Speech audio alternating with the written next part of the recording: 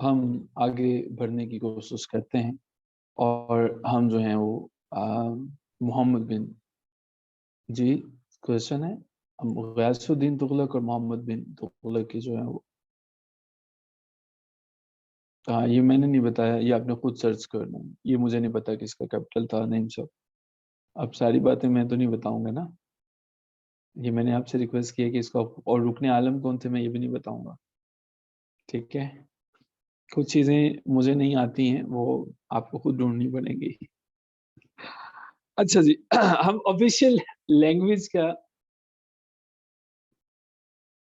हाँ बिल्कुल ठीक है। अच्छा जी, ऑफिशियल लैंग्वेज हमारे पास जो है वो पर्शियन थे। हम जो है ये डिस्कस करने की कोशिश कर रहे थे। अब इससे आगे हम चलते हैं और मजीद कुछ समझने की कोशिश करते हैं। मुझे बताइएगा तुगलक डिनेस्टी इंडिया में कब रखी गई, कब इसकी बुनियाद रखी गई, कब आती है? ये ईयर कौन सा है ये मैं नहीं बताऊंगा, आप मुझे बताएंगे कौन सा वाला था। 1320 के अंदर जो है वो रखी गई थी। अच्छा, गयासुद्दीन तुगलक के बाद कौन से दूसरे पर्सन आए थे? मैंने उनका नाम भी बताया वो बताइएगा, वो कौन थे? मोहम्मद बिन तुगलक उनका नाम था। मोहम्मद बिन तुगलक जो है, अच्छा याद रखिएगा, ये उनके बेटे थे। गयासुद्दीन तुगलक के बेटे थे मोहम्मद बिन तुगलक, जिनका मैंने आपको बताया जो है।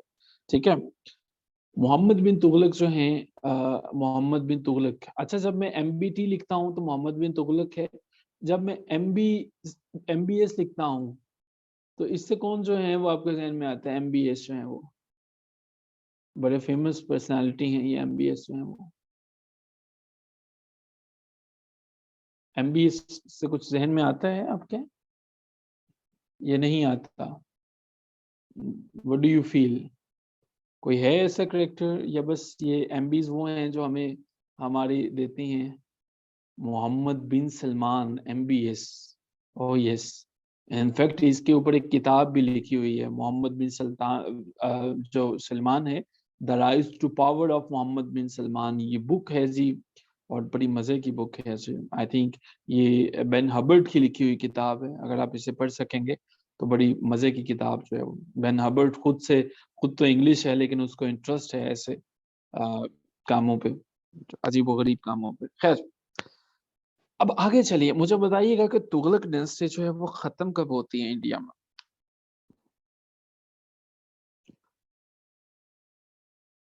तुगलक डायनेस्टी खत्म कब होती है? जी मैंने बताया, बुक का नाम है MBS, यानी कि MBS, ये वाला जो MBS है, the rise to power of Mohammed bin Salman. Simply ये जो MBS है ना, इसका मतलब यही है, the rise to power of Mohammed bin Salman. ये वैसे मैंने बता दिया, ये पेपर में नहीं आएगी, आप आएगी।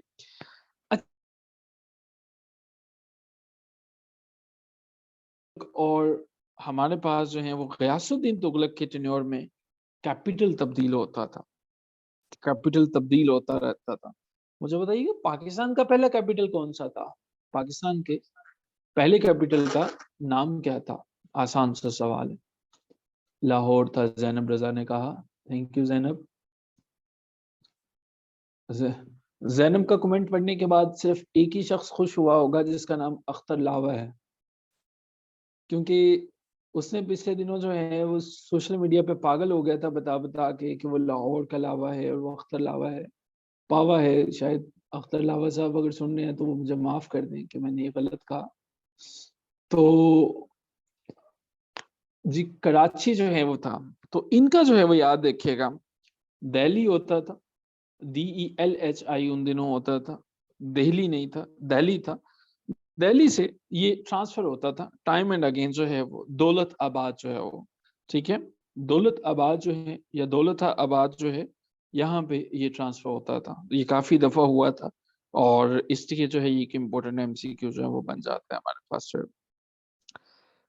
अच्छा जी, तुगलक डायनेस्टी का आखिरी हमारे पास जो है जो हुक्मरान था तुगलक डायनेस्टी का, लेकिन आखिरी से पहले हम जो हैं वो तीसरे को डिस्कस कर लें। मैंने बताया कितने टोटल थे तुगलक डायनेस्टी के अंदर रूलर जो हैं, कितने टोटल थे?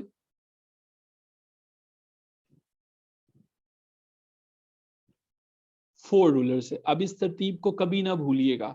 ये डेंसिटी शुरू कब होती है? 1320 में। पहले फाउंडर रूलर का क्या नाम था इसका? तुगलक डेंसिटी के पहले फाउंडर रूलर का क्या नाम था? फाउंडर रूलर का क्या नाम था? फाउंडर का नाम क्या था? जो फाउंडर हैं उनका नाम मुझे बताइएगा अभी जो वो। यस, गयासुद्दीन तुगलक था। ठीक है, हम इनको लिख सकते हैं गयासुद्दीन तुगलक। ठीक है जी। अब याद रखिएगा 5 साल बाद 1325 में एमबीटी आ जाते हैं, यानी कि मोहम्मद बिन तुगलक आ जाते हैं। याद रहेगा। अच्छा जी, अब याद रखिएगा 1351 में 1351 में इनका छोटा भाई जो है वो आ जाता है, और वो होता है जी फिरोज शाह। ये भाई उस तरह से भाई नहीं था, लेकिन डेफिनेटली जो है वो कह लीजिए सॉर्ट ऑफ कजन कह लीजिए, रिलेटिव्स में से कह लीजिए, but he was not the person के जो कि रियल ब्लड में से था। बट फिरोज शाह जो है वो इनके बाद आ जाता है, लेकिन डेंसिटी इसी में से था। ओके जी। और हमारे पास जो लास्ट रूरल है, जो लास्ट रूलर है इस डेंसिटी से, वो है जी नसीरुद्दीन महमूद। और वो हमारे पास जो है नसीरुद्दीन महमूद कब आते हैं, ये आपने सर्च करना है, और नाम मैं जो है वो आपके सामने लिख रहा हूँ यहाँ पे। ये एक्टिविटी मैंने इसलिए दी ताकि आप कम से कम खोल के कुछ देख सकें। नसीरुद्दीन कब आते हैं ये आपने जो है वो सर्च करना है। कहानी में आगे चलते हैं। ये कैपिटल्स जब भी स्विच होते हैं, जब भी बदलते हैं, जब भी एक हमारे पास जो है जगह से दूसरी जगह जो है वो जाते हैं, इसका मतलब है हुकूमत कमजोर हो गई।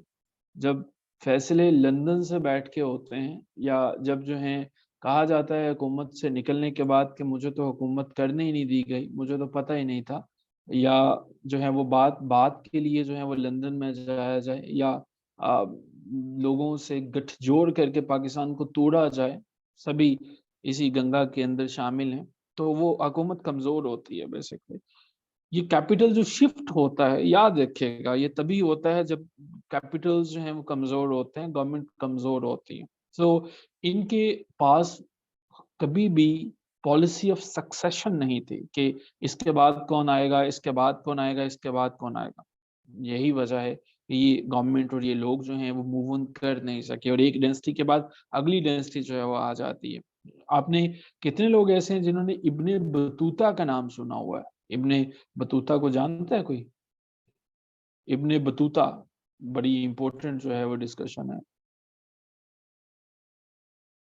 इब्ने बतूता,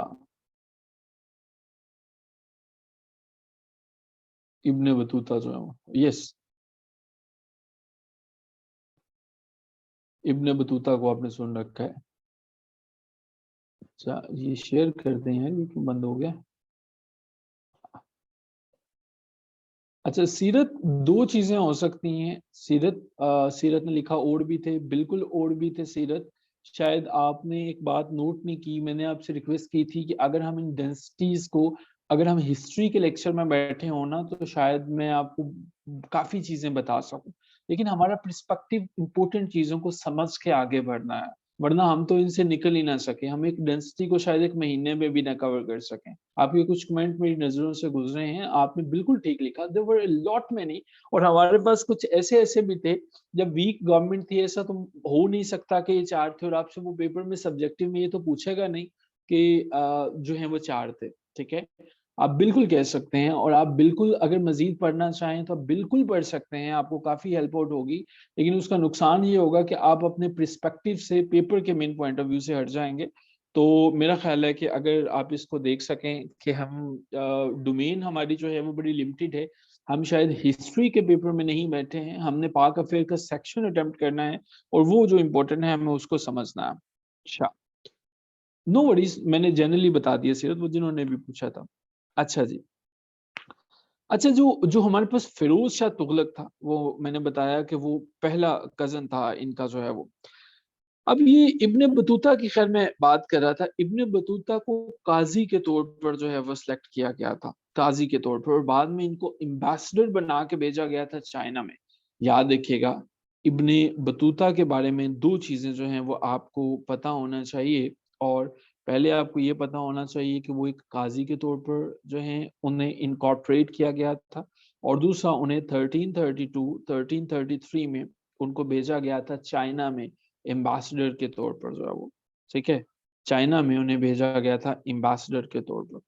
अब हमारे पास जो है ये किन्होंने भेजा था, ये वैसे तो ये क्वेश्चन कभी नहीं आया, लेकिन चांसेस हैं इब्न बतूता के पर्सपेक्टिव से। जब हमारे पास फिरोज शाह हुकूमत में आया, फिरोज शाह हुकूमत में आया 1351 में, उसके बाद जब उसकी हुकूमत खत्म होती है, बड़े थोड़े से अरसे के लिए हमारे पास एक और गवर्नमेंट आती है, वो आती है जी मोहम्मद आदिल बिन तुगलक की। वीक था, लेकिन मोहम्मद आदिल बिन तुगलक जो है उसने इसको भेजा था, लेकिन नाम ना भी याद रहे तो इम्पोर्टेंट नहीं है, और मोहम्मद आदिल बिन तुगलक को याद रखना भी इम्पोर्टेंट नहीं है, ठीक है सर। अच्छा जी, अब आगे चलते हैं जो है हमारे पास फिरोज शाह के मुतालिक जो है वो एक चीज बड़ी इंपॉर्टेंट है। फिरोजपुर आपने नाम सुना होगा, सिटी का नाम जो है वो सुना होगा, इवन लाहौर में फिरोजपुर रोड भी है, ठीक है। सो फिरोजपुर जो है बेसिकली एक सिटी का नाम था, एक शहर का नाम था, जो कि फिरोज शाह ने जो है वो रखा था। और ये सिटी जो है वो अक्सर पूछा जाता है कि कहाँ पे वाक़या है, ये सतलज रिवर के किनारे पर वाक़या है। सो ये हमारे पास जो है वो चीजें हैं। अब हम थोड़ा सा सम अप करने की कोशिश करते हैं। जो दिल्ली हमारे पास जो टोटल सल्तनत से जो हुकूमतें रही थी, जिन्होंने अभी तक हुकूमत की, और उनको हम सम अप करते हैं। पहले नंबर पे हमारे पास है जी ममलुक डेंसिटी है, MAMLUK। ममलुक डेंसिटी जो है वो होती है हमारे पास कब से लेके कब तक चलती है। ममोलिक डेंसिटी जो है वो, इस डेंसिटी को अगर मैं अब ममोलिक डेंसिटी लिखा समझ में नहीं आया, लेकिन अगर मैं इसी को जो है वो लिखता हूँ स्लेव डेंसिटी समझ में आ जाएगा। ये मैंने इसीलिए लिखा कि इसको जो है वो स्लेव डेंसिटी को ही ममोलिक डेंसिटी जो है वो कहा जाता है, ये भी याद रखिएगा। हमें डिटेल्स याद रखने की जरूरत नहीं है, स्लेव डेंसिटी जो है वो उर्फ आम में है, हम जो है वो इसको समझ सकते हैं। Point number 5। अच्छा जी, सतलज रिवर के बारे में जो पॉइंट है, जो फिरोजपुर था हमारे पास, मैंने फिरोजपुर जगह का नाम भी बताया। फिरोज शाह ने एक शहर की बुनियाद रखी, उस शहर का नाम जो है वो for the very first time जो है वो फिरोजपुर था। FEROZEPUR, फिरोजपुर था। और ये जो पहला शहर था ये सतलज रिवर के किनारे पे था, ठीक है सर। पहली डेंसिटी जो है वो कब से कब तक थी, ये कमेंट बॉक्स में आप बताएंगे। एक्सीलेंट, ये हमारे पास थी 1206 से 1290 तक। एक्सीलेंट। दूसरी डेंसिटी जो है खिलजी डेंसिटी, वो कब से कब तक थी, दूसरी मुझे बताइएगा, खिलजी डेंसिटी कब से कब तक थी। एक्सीलेंट, वो हमारे पास 12।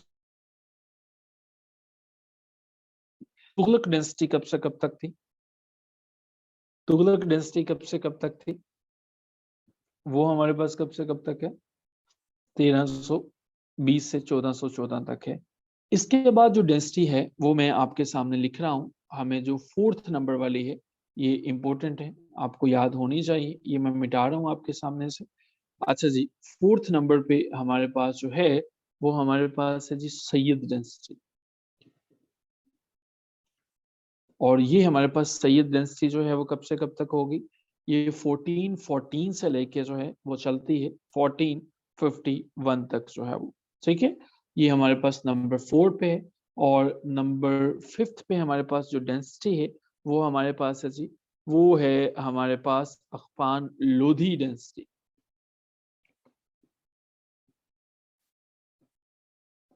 अखफान लोधी डेंसिटी जो है वो 1451 से शुरू होती है और ये चलती है 1526 में। ये कुछ बेसिक बेसिक सी बातें थी जो आपको पता होनी चाहिए, कुछ बातें याद रखने के लिए। इब्ने बतूता एक ट्रैवलर था, मोरक्को से ताल्लुक था उसका, मिराकश से ताल्लुक था उसका जो है वो, ठीक है। और एक और चीज, दीवाने को ही दीवाने को ही ये कुछ बातें जो पेपर में गो के नहीं अभी तक आई, लेकिन फिर भी आपका जानना इनको जरूरी है। दीवाने को ही बेसिकली हमारे पास एक डिपार्टमेंट था, एक शोबा था जिसको कायम किया था मोहम्मद बिन तुगलक ने। मकसद ये था कि ज़राअत के अंदर जो है, जो एग्रीकल्चर के अंदर जितनी तब्दीलियाँ थी, उनको देखना दीवाने कोही का काम था। सो जी, ये हमारे पास 2 डेंसिटीज़ हैं। लेकिन आप सैयद डेंसिटी को और अफ़ान डेंसिटी को इनको देखने की कोशिश करेंगे, समझने की कोशिश करेंगे और बाकी चीज़ें जो हैं वो हम डेफ़िनेटली इनको अगली क्लास में डिस्कस करेंगे। सो जी, कोई क्वेश्चन है तो क्वेश्चन पूछा जा सकता है, otherwise that's all from my side. हमारे पास टाइम की थोड़ी-सी कमी होती है, हम क्विज़ जो है वो नहीं ले पा रहे हैं, but definitely we will try कि हम इसको जो है वो ज़रूर मैनेज अप करें। सो जी, if there is any question तो क्वेश्चन पूछा जा सकता है, otherwise that's all from my side और हम फिर अपने सेशन को जो है वो एंड कर देंगे अगर आपका कोई क्वेश्चन नहीं होगा तो।